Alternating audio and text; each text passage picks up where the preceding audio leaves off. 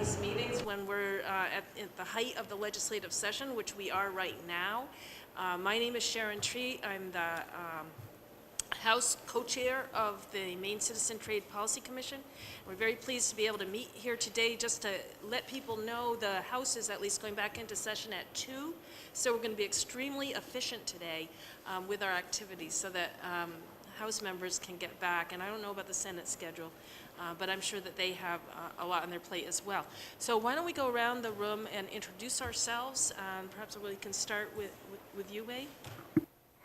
Wade Merritt, Vice President of the Maine International Trade Center.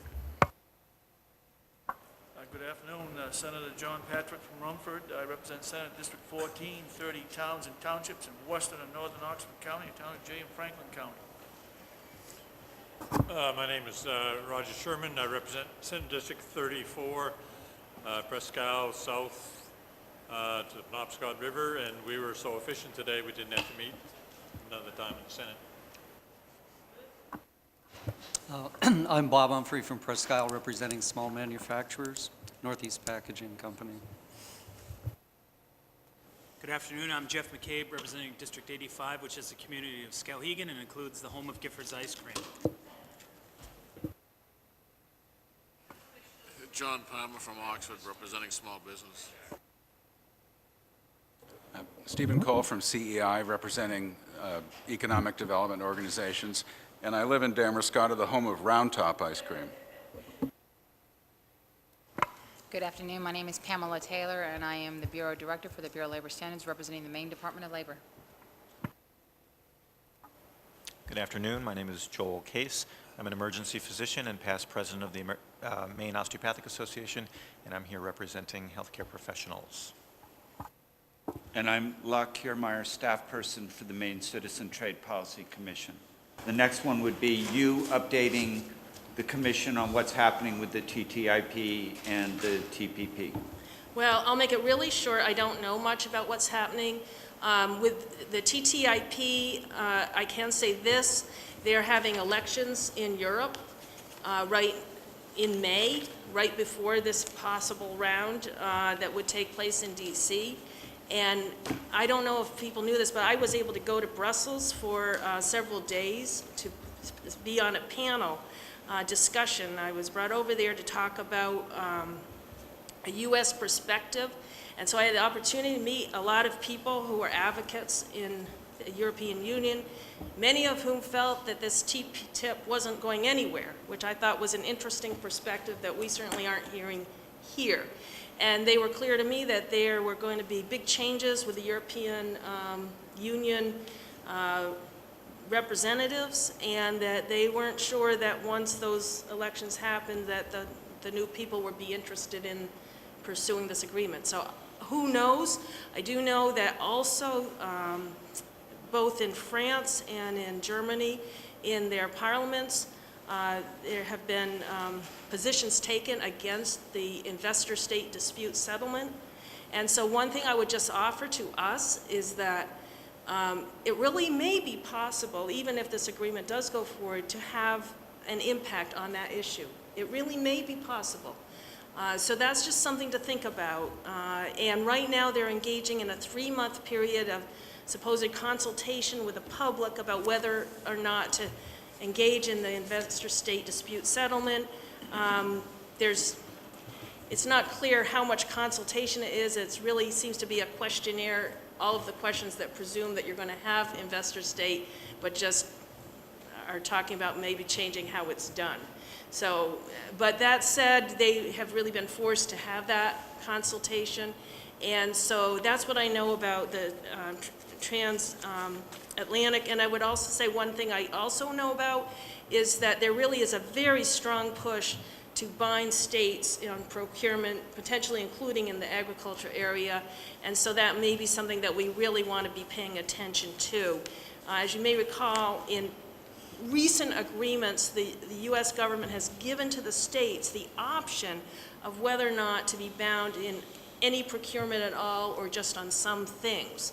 And that is a position we've consistently supported, giving us the option. And my understanding is that is not where the European Union is at all. And so that may be something to really pay attention to. And in terms of the TPP, I think that Locke's articles will go into that a lot more. I would just say that discussions with Japan are very key in terms of what happens there, both on agricultural policies. And I just saw something today about textiles, the U.S. potentially coming up with a new policy on textiles. And so all the same issues that we've been talking about, the prescription drug issue, are still in play. They're still not resolved, as far as I know. So there's still a lot up in the air around the TPP as well. So that's about all I know. Should I, I'm sorry. Did you say that you got to Brussels? I did. Oh, and who were you It was representing, or how did you get there? Yeah, well, it was the same, well, it was kind of a confluence of a couple of things. As I mentioned, I was down doing a presentation at the stakeholder meeting for TTIP several months ago, and one of the people that did come to my presentation, I was actually out in the hallway passing out my testimony, trying to get people to show up. It wasn't one of the more popular items, but anyway, they were like, they'd have like 4 presentations going on at the same time. So one of the people that did show up was the executive director of the Heinrich Böll Foundation, which is with the German Green Party. And so he was very interested. And at the same time, Bob Stumberg at Georgetown, who did the last assessment, has done a paper for the European Greens looking at the issue of fossil fuel subsidies that are potentially, that are going to continue on in the TTIP. And so they paid for me to go to a roundtable discussion and comment on that paper by Bob Stumberg. And it was very interesting because pretty much everyone in the room, their comment was, what Bob was suggesting was, well, maybe the TTIP could be used to reduce fossil fuel subsidies. And pretty much everyone in the room said, not over anybody's dead body is that ever going to happen.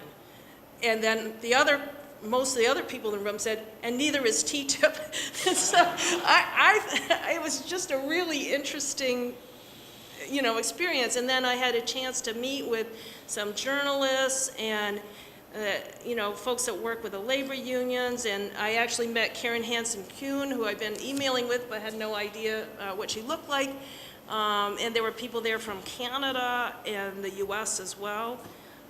So it was fascinating. And I really just kind of said, well, this is, I was there representing sort of a U.S. state interest, and they were fascinated to hear that there are states that are involved in these issues and interested in them. So is there anything else to bring before the commission? Apparently not. The bell is ringing. Do we have a motion to adjourn? So move. A second. Over here. All in favor? Great. Thanks, everyone. I really appreciate making the time to come.